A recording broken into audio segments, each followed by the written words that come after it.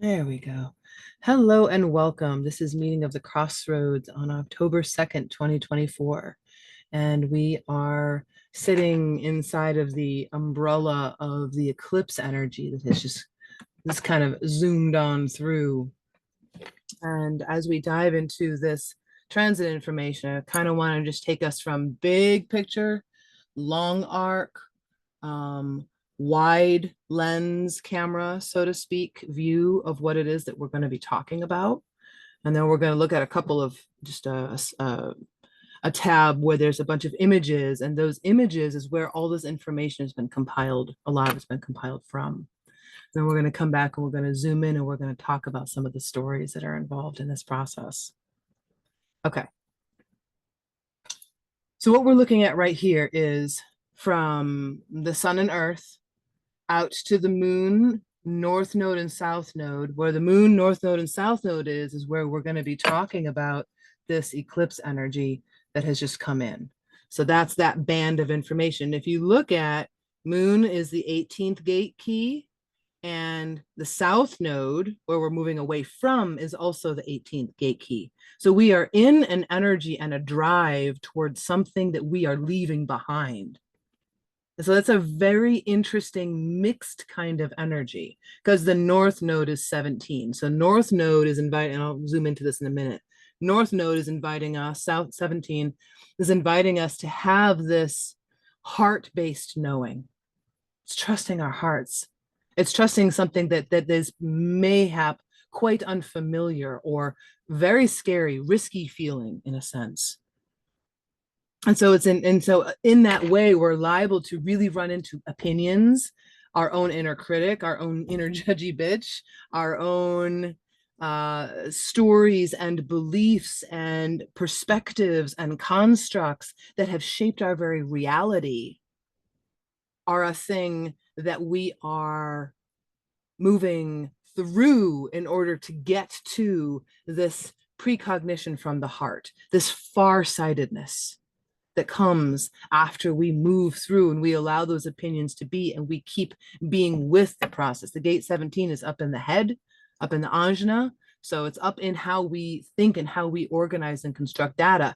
18 is down in the spleen. It's intuition, it's survival based. It says, where do we need integrity in order to continue to survive and flourish? And in this energy, it's saying that integrity matters, and this farsightedness is where we're moving from. So we're pushing off from that solidity of integrity and moving towards something that is much more rooted in an understanding. It's rooted in a head sense. We're being asked to use our head in a very different way. So that's the moon energy that we're going to be playing with a little bit more as we come back through here. You'll see this Mars, Venus, this Mercury, Venus, Mars energy combination, these three right here. And that's how we talk about life and talk about ourselves and talk about the world around us. It's how we talk to ourselves, how we talk to others. Venus is how we love and our values and worth. And Mars is how we bump into things, how we grow, how we move through conflict.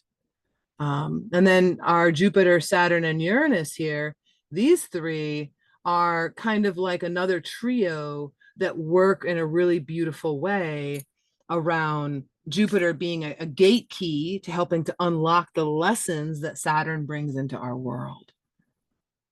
And so all of these things right now, and Uranus helps us by providing us with catalysts, things that crack open our world in a really oftentimes challenging, sometimes exhilarating kinds of ways. Right now, it's challenging the mediocrity that we experience in life and us feeling challenged by mediocreness, whether that's our own response to life or what we feel like what life is given to us. We're going to talk a little bit about Pluto, and that Pluto's energy is getting ready to shift out of a planetary aspect of having been in Capricorn for the past 16 years. And so we've been in this deep underworld of this life lesson of learning through our limitations and learning into a deeper expansiveness. And that's going to be shifting now into a whole different realm. And so like what we have to glean is like this the final time until like the first 2 weeks in November. This right now is that final culminating point before that energy switches over, where it's like life in review. What have we learned up to date? What is being filed away in our wisdom file? What is being filed in our, oh, need to work on this still? Not that we aren't always working on things. And so while we are always working on things, we are also in a completion and rebirth cycle, right? So it's like if we were to look at an Ouroboros and look at the point where the serpent eats its tail, that's where we are again, right? And we come through those stages over and over again, and we often trade in new ones, right? More or less the concept around the Ouroboros turns into the spiral, where we are that Ouroboros that's devouring its own tail, and we're eating these cycles at the same pace. We are also learning things at deeper levels, right? So if you were to look at it from the top down, it might just look like a circle that goes nowhere. But if you were to turn that same model from looking at it like this, and you looked at it this way, you might see that it goes like this, right? So it's a matter of that perspective of how we move through both things like this astrocartographical information and our own lived lives. I'm going to pop over to the images here. This is the collection of images that has to do with the time period we are in right now. Let me see if I can get this to. Just trying to get this to expand. Oh, right. I don't know. I move some things around here and give this some room to breathe. All right, so right now, when we're looking at the mechanical energy of human design, we're looking at this definition from the will center to the throat, right? So that's that direct channel of how are we managing our resources? That is the mechanical information that is being called for right now in amidst all the other soul blueprinting and life questions and deep ponderings. This is a piece of the black and white mechanics of how we get to function here inside of this Maya, inside of this reality, is this deep look at how are we managing our resources? What are the depths that we need to get to in order to understand how and where to apply our energy in the most efficient way possible? Whether that is to find our joy, take care of our family, build a business, connect with community, find our purpose, feel good in ourselves, all, and more. Right. So that mechanical look helps us kind of ground into what's kind of the black and whiteness. What's the this or that? What's the part of the bottom line that is the human piece? There is other information in here around how long gates move. There's a bit of an ephemeris down through here. That is where a lot of that information comes from that we are going to look at inside the transit chart. And this is the astrology chart of where things are right now. Right, so we've this eclipse line. So you're going to be looking at this. This is the north node down here in Aries. So when we were speaking about the Aries energy earlier, Aries energy is north node. So north node energy is where we're moving into. And south node is Libra, right? So we're moving into a more spiritual connection, but we are also dancing with the Libra energy of relationship. So right now it's this relationship and spirit, relationship and spirit, relationship and spirit, right? We have been in nonstop relationship eclipses for like a number of years. We are just now starting to get something else other than only relationship components. And so this Aries energy with this eclipse is bringing in a lot, right? And inside of this Aries energy right now, we also have Chiron. That's the key and the K right here. The K, the K and the key. And so that's the wounded healer. That's where this North Node energy in Aries is going, hey, knocking on the door of the warrior and going, what are you fighting for? What are you standing for? What's your reality looking like? What are you choosing? What are you leaving behind? How are you traveling lightly so you may have speed? If speed is not your goal, then what is? It's Aries is very like getting to the point, right? And so this North Node energy, this eclipse energy is inviting that same kind of directness. And we're looking at in the third house, and we've got the Chiron's over here in the fourth house. This is all very personal energy. This is all very much how you are connecting with your most immediate connections around you, your siblings, your family, the people you call your beloveds, the people that you are the deepest connected to, however that ends up lining up inside of your world. And then we have the Libra sitting up on the opposite side of things at the ninth and 10th house. And so we're looking at things at a more of a collective level around higher education and around how we are looping in and connecting with others of like mind. Um, it also ripples effects out into the world, into the collective beyond this space, into the collective, say, on this planet and beyond. I mostly speak from this planet because our astrocartography is aimed at this planet. It's a little arrogating in my world to imagine applying this to other realms and places through which our calculations don't apply. Um, it invites us to really look at how we are in relationship with each other. How do we respond when there is pain? How do we respond when someone shares their truth in a deep way? How do we handle sharing our own truth?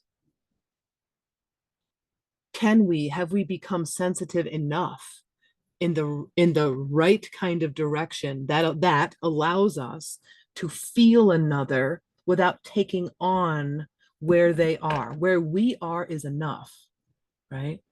And listening and being present with other people while holding both and allowing both to feed and nourish each other without creating a depletion feels like these last veggies of what Libra is asking of us. It's asking us to apply relationship power and potentiality and growth and understanding into our higher places of being, our more expanded ways of applying this. You know, how does this get to serve for future generations? All right, so there's a little bit of there's imagery down here on what the houses are in the astrology chart. There's some Carl Jung quote, which you resist persists, one of my favorite images. If you were wanting to play with your own world, this is a blank multi-chart, multi-map, for you to be able to map out. And you can that's one where you can apply what's up here inside of this chart, and then also apply your own. I plan on making a little more of an updated layer. If you're a person who likes to play, you could use this and do that with, and it might make a little more sense when I expound the image a little bit. And if you were looking for the absolute like degrees and nth as far as like where we are, that information is also here on this side. All right, let's go back over to the transit. I'm going to come back in here, and we're back at that. We want this one. Okay. So, grab a sip of tea here. Okay, so remember earlier when I was speaking about the eclipse being in Libra and Aries, well, so isn't the sun and the earth. So we are sitting in a very like amplified situation currently, right? So we've got 41 and 21, both of which 48's in Libra and 18 down here is also in Libra, right? The south node is also in Libra. So we've got this Libra, Aries, Libra, Aries, Libra kind of dance going on. And that is two very, very, they're opposite sides of on the zodiac, right? One is very personal and internal, one is very external and relationship oriented. And so it's this dance between how are we integrating our deepest, most powerful individuality and our deep interconnectedness, where we share and receive in this beautiful simultaneous way. And so the sun's bringing in this energy and looking at it from a human design side of things, looking at it from its contribution on a mechanical lens, we're looking at it through the gates of depth. This is the well, the taste. This is a deep source of awareness that selects what deserves attention based on how it can contribute to the common good, to the common expansion. Remember, we're in Libra. And this is the channel of the expert, the talent. It's projected energy, so this depth is only welcome when invited. It's a place where if we don't pay attention to that, it can lead us into trouble when we are outside of the realms of our community. It's collective circuitry, it's logic. So this is collective, this is a depth that is not based in individuality. It's not a depth that's even based in tribality. It's a depth that's based in collective. So logic, sharing. How do we have the deepest amount of information and disseminate it as vastly as possible? I feel like I heard Phoebe mentioning that earlier. Quarter across the duality, here we are looking at relationships and looking at Christ consciousness as far as the Godhead side of things goes. The I Ching calls this the well. It's water over wind. The harmonic gate or the channel, the human design channel that's associated with it is gate 16. And the programming partner for 48, programming partner, is 21. 21, I'm going to go back over to the images here for a second. In the human design chart, whoops, scroll up here. 21 is part of that channel having to do with the will to the throat. That's the 2145 channel. And so that's a big piece of that energy right now as we're talking about being present, like where we are in the earth, where we are on planet Earth, wherever we are, right where you are, sitting, standing, sleeping, being. You know, when you hear this, because this energy is going to be going for the next 10 days. It started 10 days ago. Here we are in the middle of it. It's going to be going at its peak for 10 more days. And it's still going to have a level of impact for the next 6 months and perhaps even more like a year and a half, depending on how things line up. I have to look at the transits to understand that more deeply.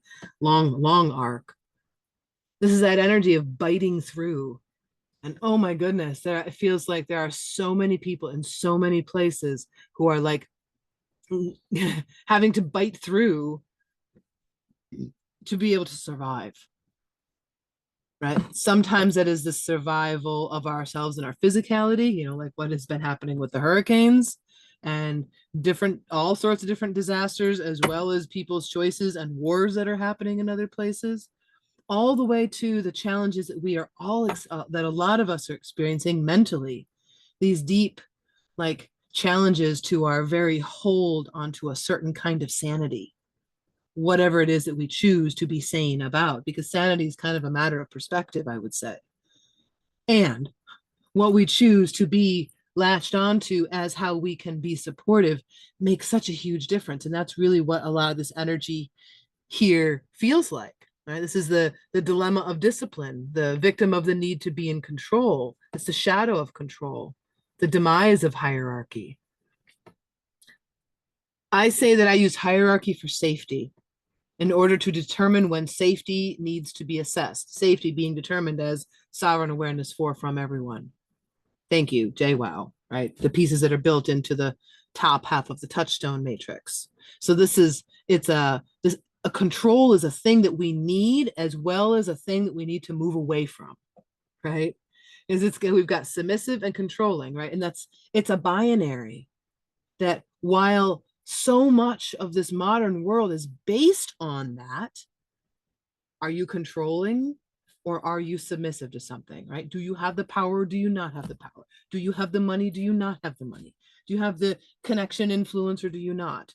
So much of life is based around that, and it's based around territoriality.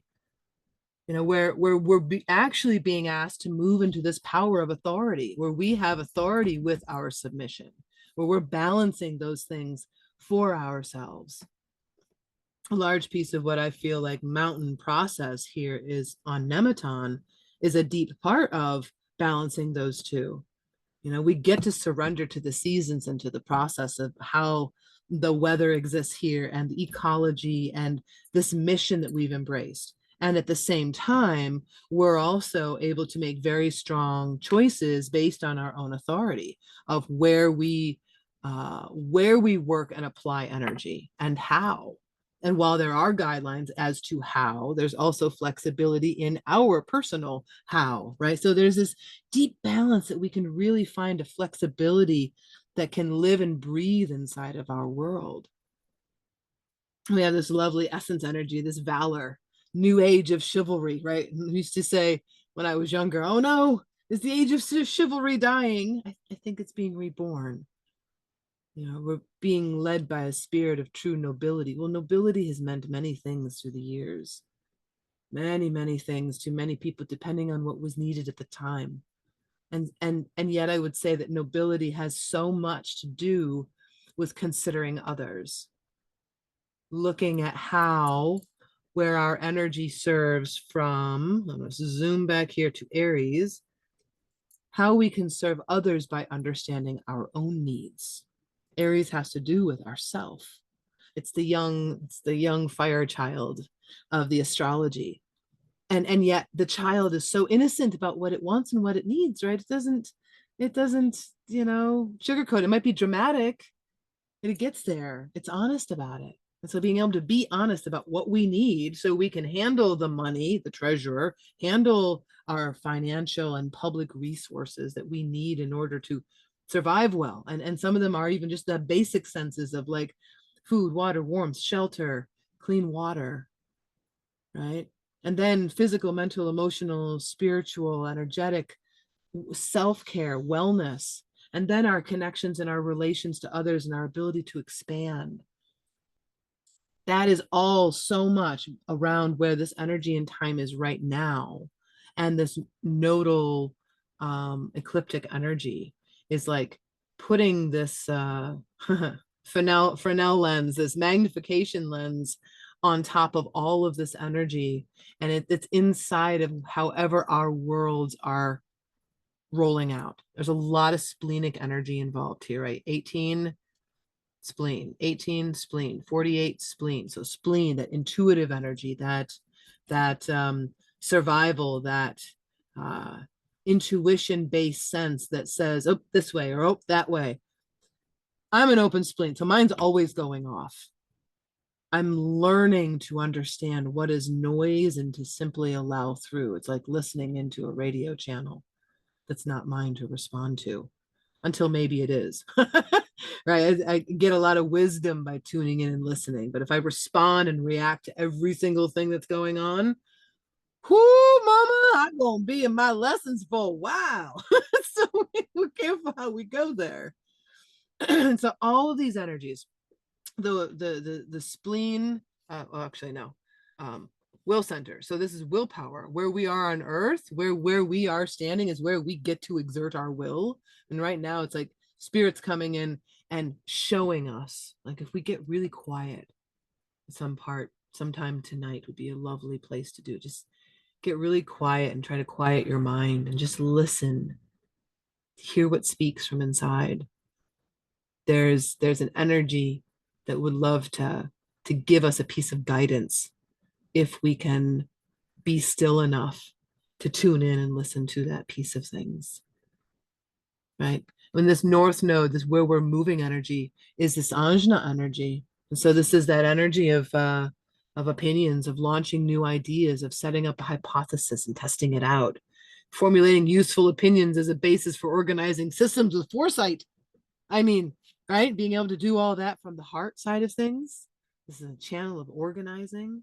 So this is that movement forward where this ecliptic energy is inviting us to be able to step forward and do it from inside of our own, remember Aries energy, inside of our own mind, inside of our own, we can often find it hidden behind our fears and anxieties. And of course, we're going to have this also among melancholy around not being understood. It's fiery. It's deep. It's intense. And behind the mental fear and anxiety, and remember, they're distorted so emotional bridges wise, when we're looking at fire, we're looking at the ego. We're looking at our spiritual connection. This is not a human thing. You cannot tussle this out in your mind, even though this is mind energy, initiation. It is mind. It is having to contend with the ego that lives in one's mind. The ego behind being clever.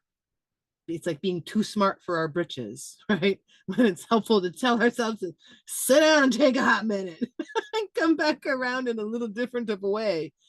Behind that energy of like that's and in a different kind of face is the power that is behind the fear. So when we can sit and we can be with that, and here we have, we have Michael, the angelic mind. The angelic mind is not always kind. It can be very critical.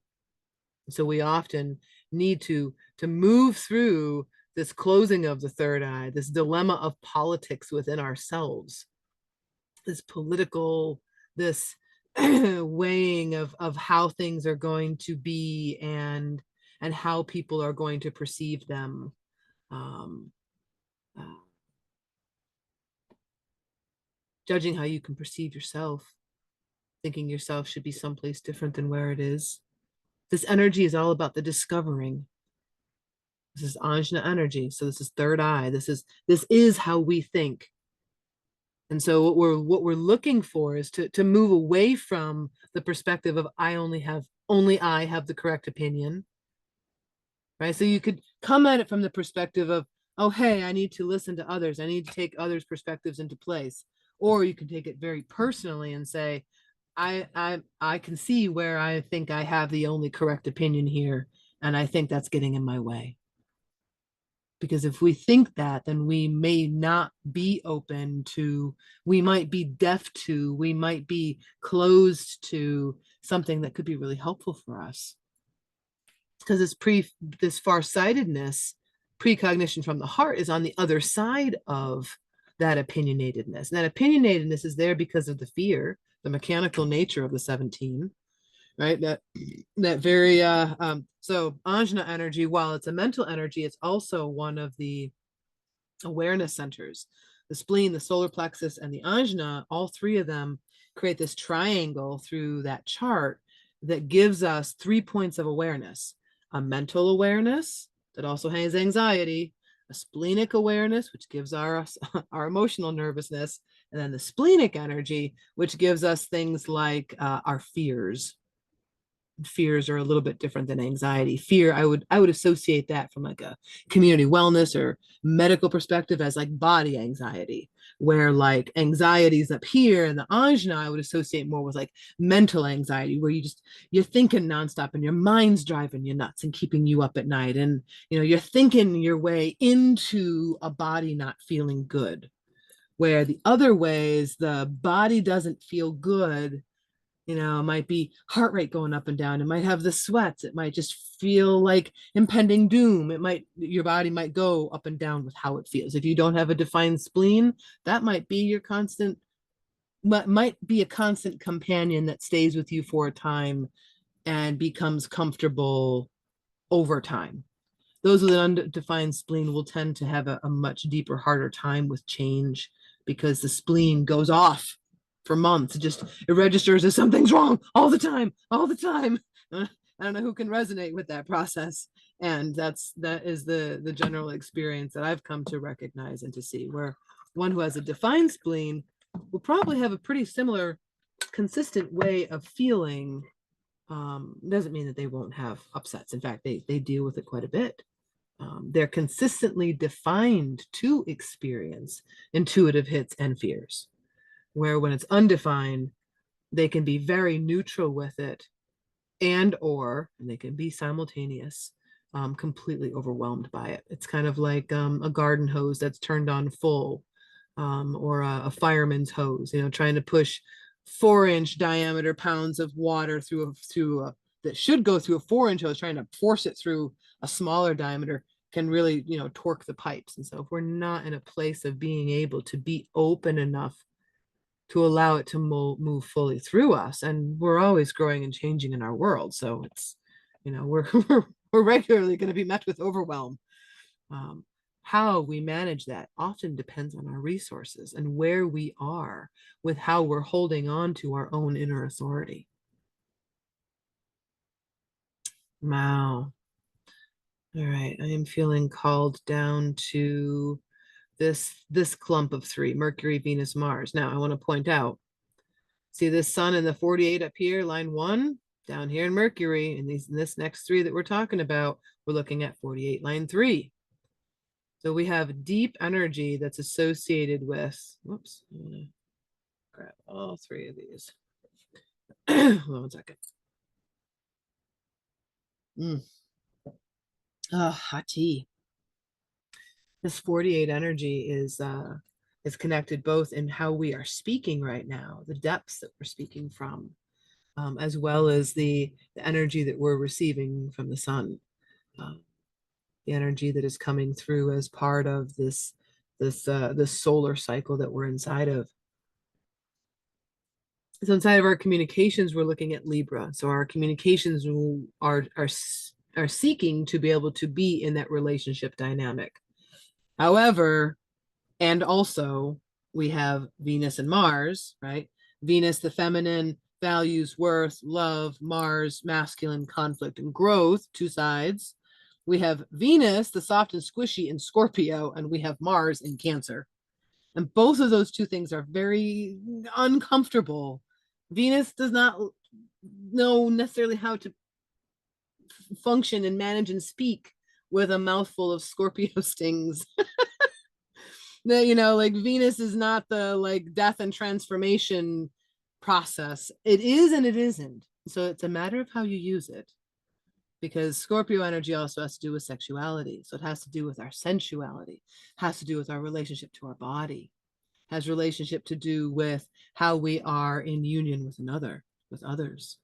And so how we dance in that sort of relationship determines whether or not this becomes something where it is a way that we sting ourselves and or others, or whether we come into a different kind of collaboration.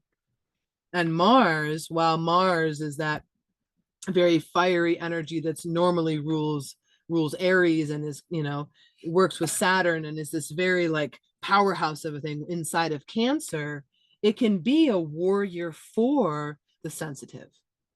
It can be that warrior that starts up and waits in readiness for the call to battle. It can be that managerial energy. It can be project manager energy that is ready and waiting to take all of the fodder of emotions and turmoil and torturous ways of being and turn it into something of value. So we've got a lot of potential sitting here inside of Mercury, Venus, and Mars. And that's just on the mechanical end, right? When I swing over on this side into this colorful gene key side of things, we're looking at Mercury as the librarian. So Mercury has a lot of, a lot of knowledge to impart, right? This is that well, dipping into the well. It also needs dipping into the well. So we are each wells. And how are our wells being tended? B, who is dipping from our well? And in that, are they doing it well, or are they leaving behind nasty things that turns the water? And is our water's well serving? Right, so kind of like three different perspectives that we can come at and look at. Venus is looking at things from the grid worker perspective, right? So Venus is coming in and locking in and looking at longitude, latitude, looking at axes, looking at this and that, looking at the black and the white, looking at the binary and that movement into three choices and more. How do we get to meet, coming to meet? How do we get to build karmic relationships and interface well? That's a Scorpio energy. Mars is looking at this initiatory energy. What can we start in this process? Now we're looking at the solar eclipse energy. So we're starting in the dead of night, so to speak. But we're starting in the dead of night.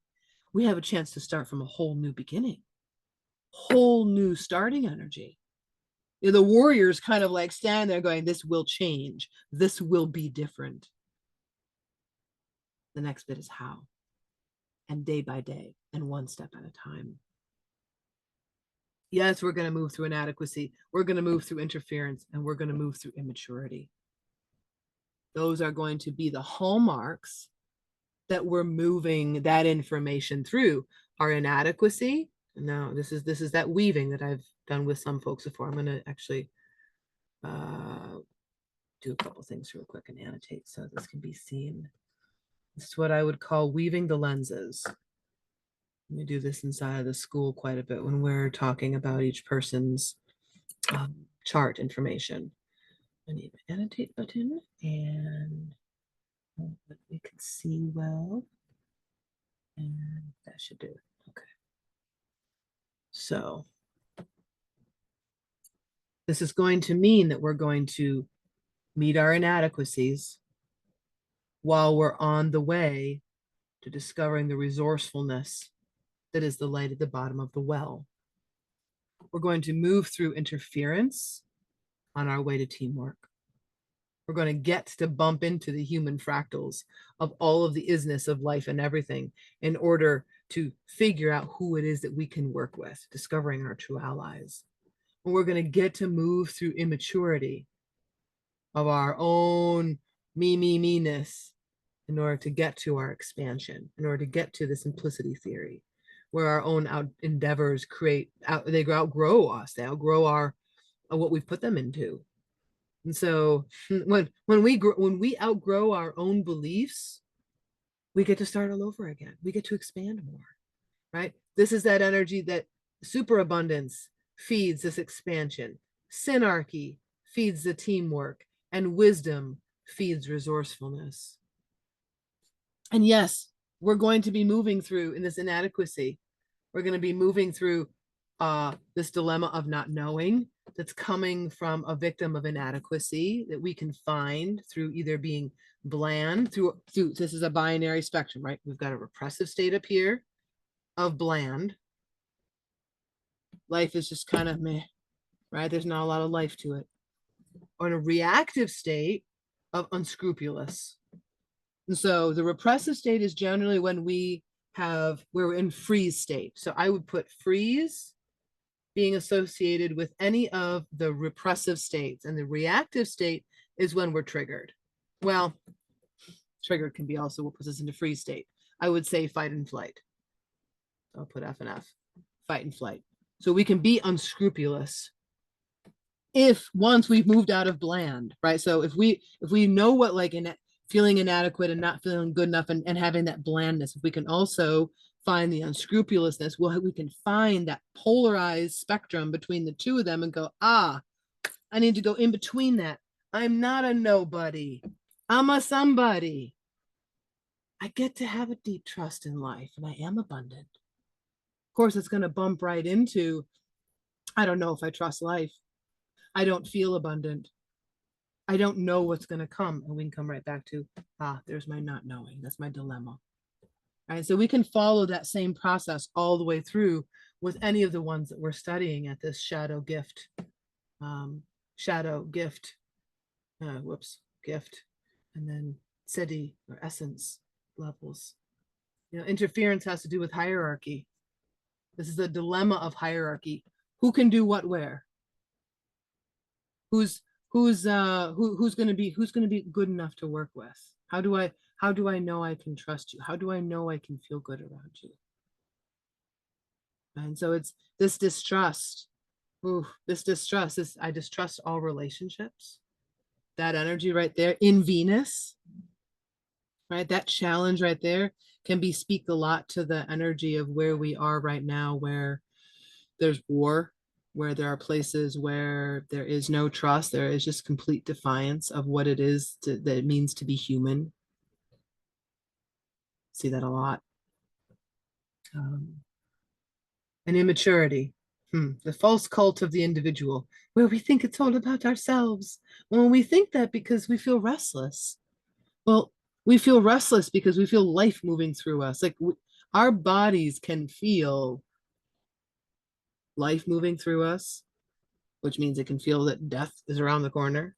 It can feel other people and it doesn't know quite what it all means. It can feel the energy all around us. And there's this restlessness. That's why things like addictions exist in the world and why we tend to run or we don't want to feel because it feels so uncomfortable. It can feel very uncomfortable to be alive. Just as much as it can feel wonderful and amazing and delightful, it can also feel really uncomfortable.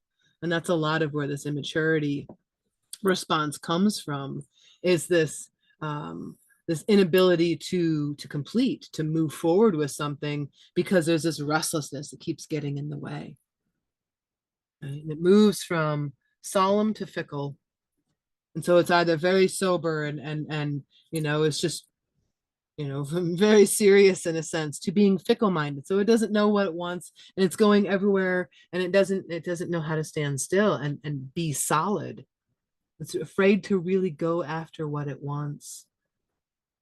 And yet the gift on the other side of that, like this line right through here, this is that line that really makes the difference between, do we continue to spiral over and over again only into these categories, or do we break through this wall and get to do something different? And that's a lot of what this ecliptic energy highlights for us as we are shifting and moving through. What are we leaving behind? What are we stepping into? Yeah, and this is we do these eclipses 4 times a year. So this is not new energy, though every time we do it, it's different. And there are patterns to the eclipses as they come. There's always a sun eclipse and a moon eclipse, solar and lunar, twice a year, in the spring and in the fall. And they loop back and forth. So like this eclipse now connects to the eclipse from the spring and connects to the spring this past year and into next year. And sometimes it may continue on a little bit more from either end, depending on where things were and what was trying and what was connected. So at very least, it's 6 months and sometimes up to 18 months. And so right now we're sitting inside of one that's about a year long. And it's this deep dive into like, where's all of our, what new energy is being born all over the place. All right, I'm gonna clear this screen and we're gonna take a quick peek at, whoops, did not work. Oh. There. Okay. Now, so that was those three. And then we've got Jupiter, Saturn.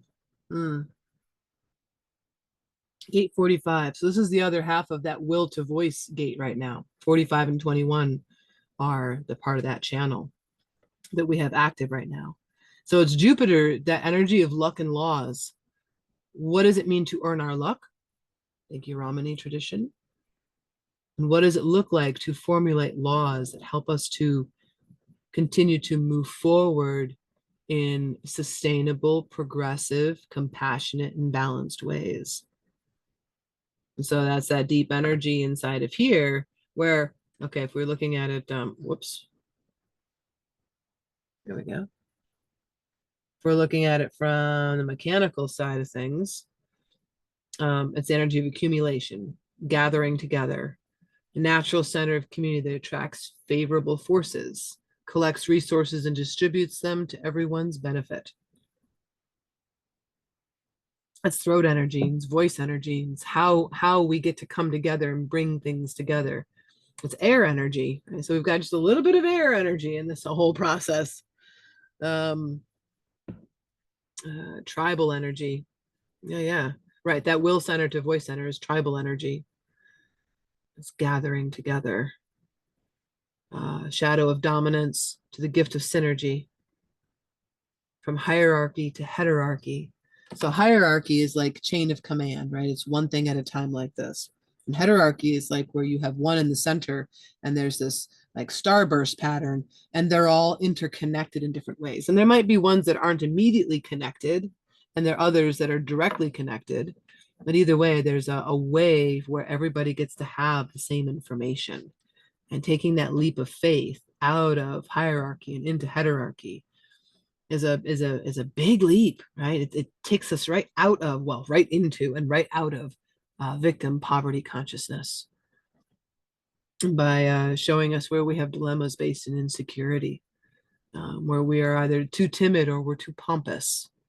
And so there's a big, like, there's even a huge divide in the masculine and feminine nature of how this gets expressed, where we can have very timid men and women. We can also have very pompous men and women. And it becomes this deep, like, come on, you got to stand up. And then, yo, sit your ass down. Right? So it's this deep balance of trying to bring this tribal energy into a place in a way where we can build something together, where we can have communion together. Right? This is a codon ring of prosperity. It's also our thyroid. Right? Uh, how we get in touch with our own internal body's mechanism of metabolizing, and metabolizing is similar to integration. So how we integrate and then disseminate. In this case, we're talking about energy. In the case of thyroid, we're talking about the hormones and the secretions that it releases. Inside of our own world, it's in relation to how we use our energy and how we let our energy be used. Saturn has us in 63 Pisces. So we got some watery nature. We've got Saturn in Pisces. We've got Neptune in Pisces. I think it's just Saturn and Neptune in Pisces. And then Mars in Cancer. Those are the three watery signs that are present. And they're all in places that are kind of challenging, right? They're all places where Saturn is this great teacher, and it's deep down in the ocean depths, and it's bringing up doubt and suspicion, and it's asking us to create correction and verification inside of our reality. This pressuring doubt that asks for renewed verification in order to reach understanding.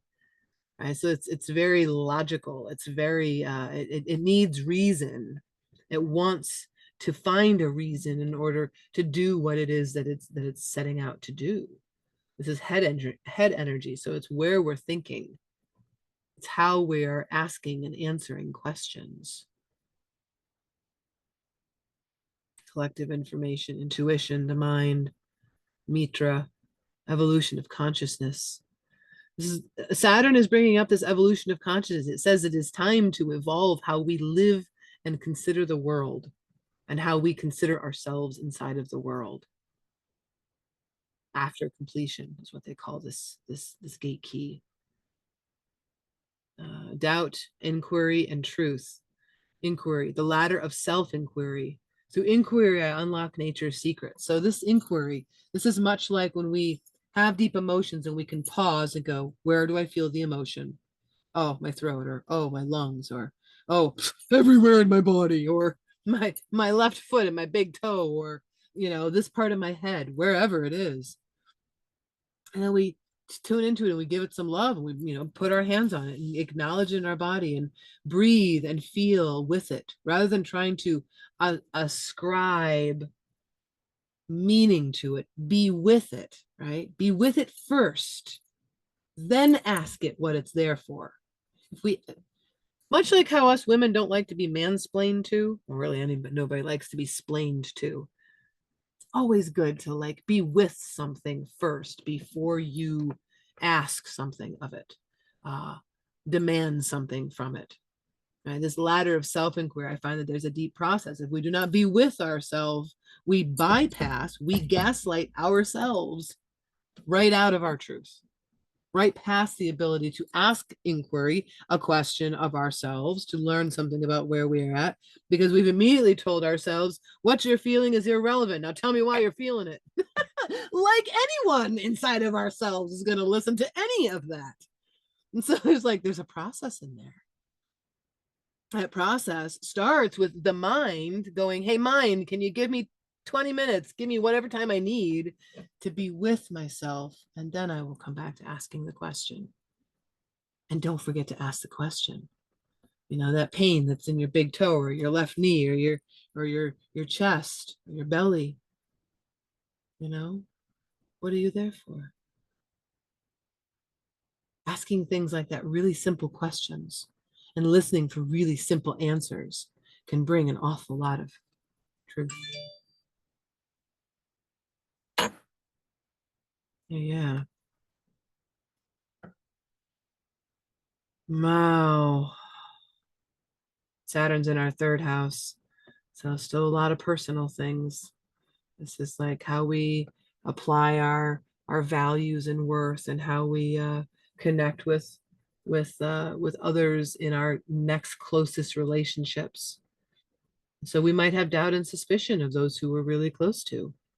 We might have to walk through that process of feeling doubt, feeling uneasy, needing to verify, um, and seeing it through, asking the questions until we get to the truth. We might need to swim through those oceany waters so that Saturn can show us what it is that we're here to learn. Because Uranus is going to come along and crack us open if we don't, right? Uranus is the catalyst.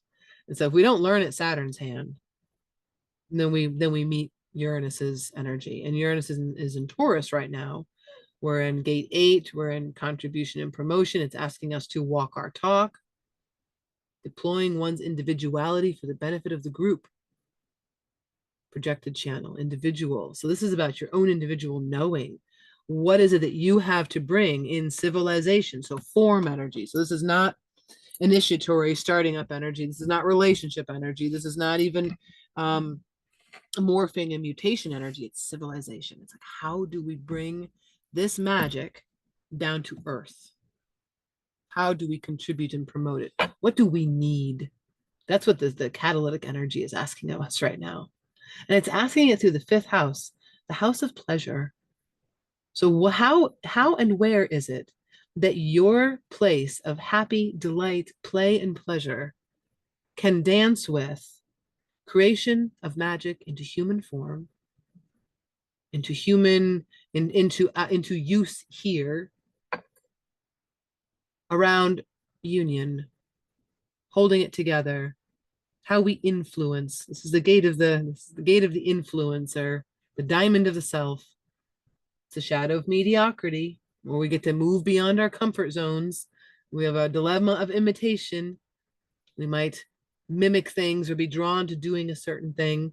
We might feel a victim of the mundane, where we feel like we need to live safely in a gray world.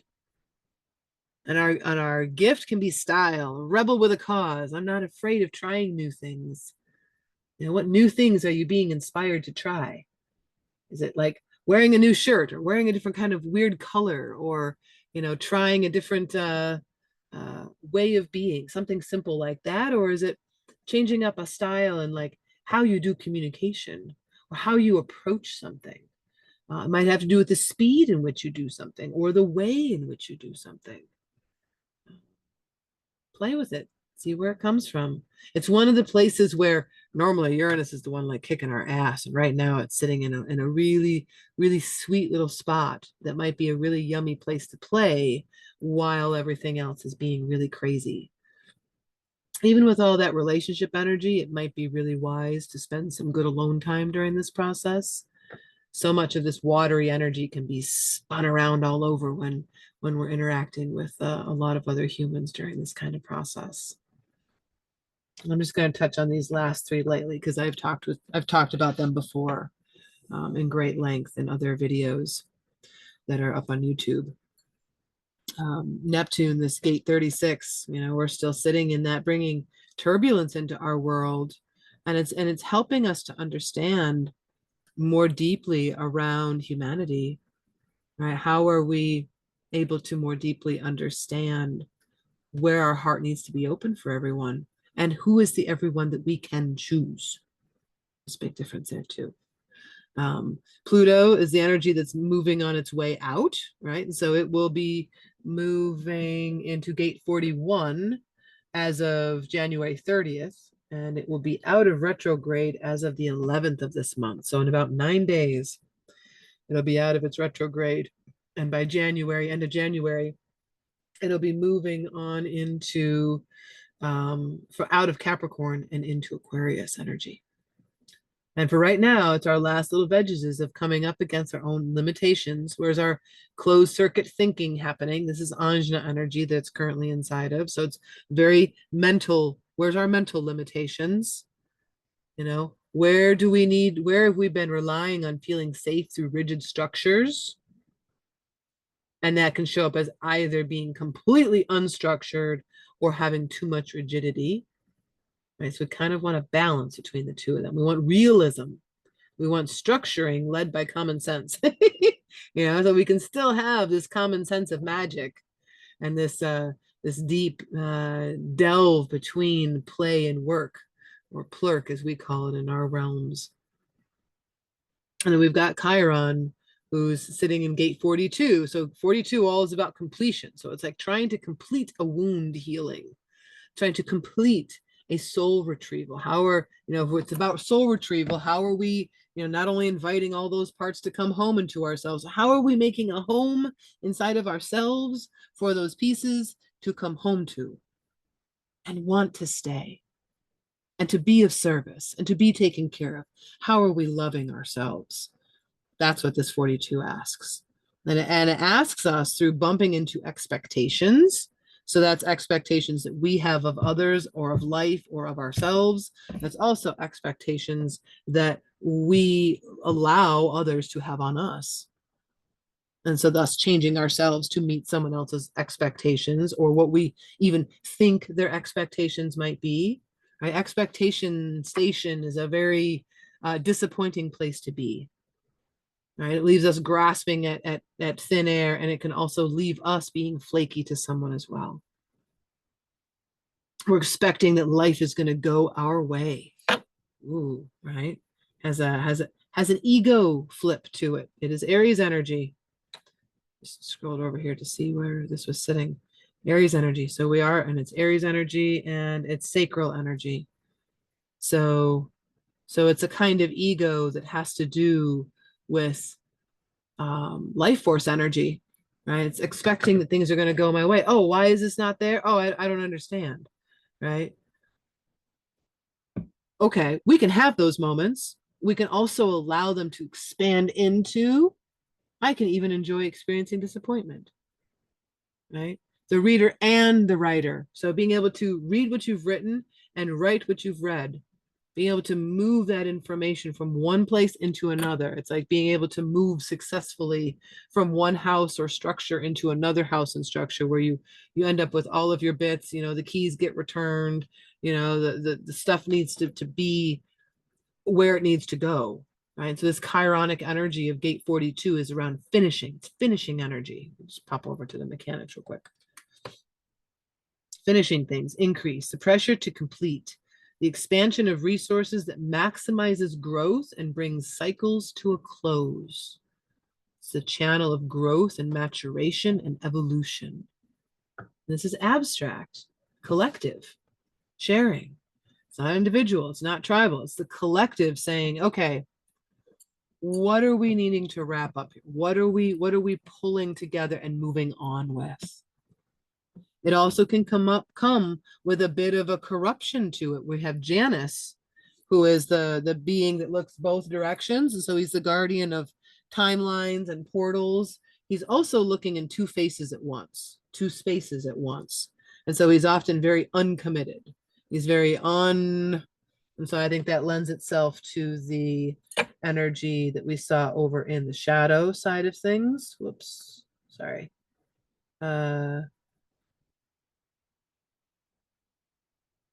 This one's cowardly and hostile.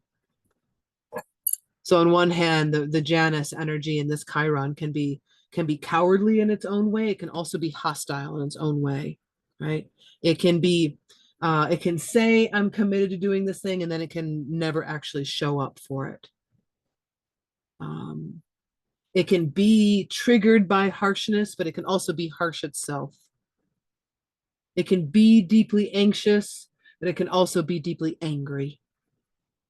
So being able to find where the agitation is existing from and to be able to roll it through where we're not only working for our own advancement, we're connecting with others. Whoops, we skipped. Oh, interesting. Wow. Okay. See what just happened here? I accidentally hit April 8th, 2004 solar eclipse. So we were just now looking at the Chiron from 2008, which is 851. This was the energy from this earlier this year. So something happened where I bumped from this tab over here over to the other one. We're in 42 right now. And so for some reason, this 51 was coming into play as well. So, and because that energy back 6 months ago or 3 months ago, no, 6 months ago, is still in play, I find it very interesting that it came into being. So it might be helpful for us to lean into looking at where we have this agitation that's still in our world, agitation in relation to finishing things. Whoops, something just got